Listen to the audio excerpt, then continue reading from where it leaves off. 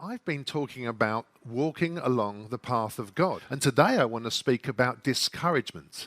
And what I mean by that is when we look ahead on the path that we're on, when it looks as if there's some things coming up in our life that are so big that there's no way we think we can get round them, which encourages us maybe to think, let's just give up. Well, in the Bible, these are known as mountains. When I was younger, mountains didn't seem such a big problem. If I started off in the morning, a mountain, you think, yeah, I can do that. But you know, as I've got older and as you're on a walk and as you're getting towards the end of the day and there's still big mountains ahead of you, you know how it can make your heart sink and you think, wow, I don't think I can do this. I don't think I can face this anymore. And maybe we've got some mountains coming up. Maybe you've got a dentist's appointment. That can seem like a mountain. Maybe there's someone at school who just is mean to you all the time and you think every time I face that, I just can't stand it. Maybe there's a conversation you need to have that you really don't want to have. Maybe there's a sin you need to confess that it's going to be really hard for you. And all of these things can seem like mountains lying ahead of us. So here's this guy, he's looking up at the mountains here. Not only has he got these two big mountains to climb, but also the clouds are really stormy ahead. Well, there's good news and there's bad news. And the good news is that the storm clouds clear, but as they clear, they just reveal an even bigger mountain. How does he feel? Well, I think he's feeling a bit like this. He thinks, I can't stand it. I can't face it. In fact, he starts to look back, to think to himself, I wonder if there's a different way. I wonder if I could either stop this journey or find an alternative path or go back to where I started. Well, God doesn't allow that.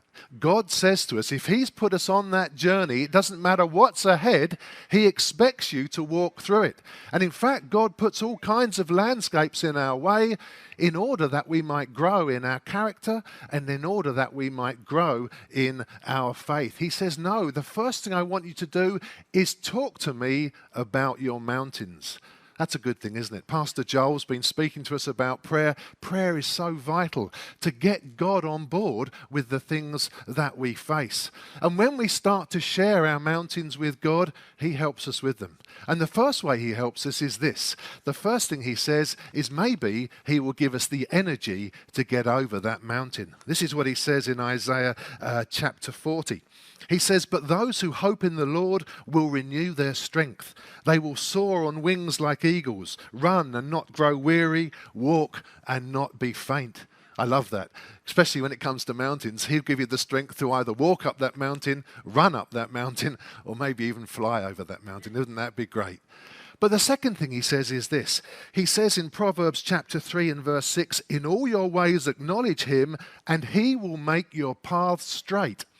Now, if you've ever gone up a mountain, you actually don't want a straight path because it makes it much more steep. And you notice that all the way up the mountain is just a series of switchbacks. But when God talks about making the path straight, He's actually talking about making the path level. Listen to what He says in Isaiah 26, the path of the righteous is level.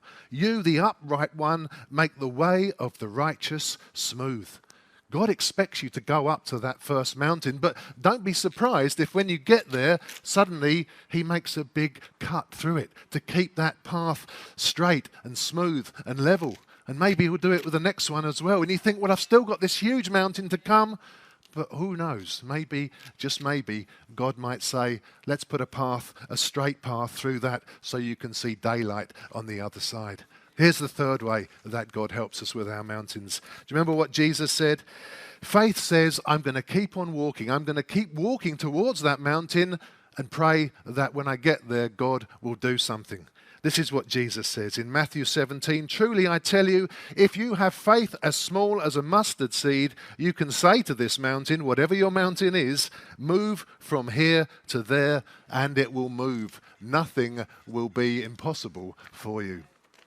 Wouldn't it be wonderful if the mountains just weren't there anymore? How does the guy feel? He feels pretty happy now, doesn't he? He's changed his attitude because he knows that as he walks towards what seemed unavoidable and unsurmountable before, he has a God who will help him through it.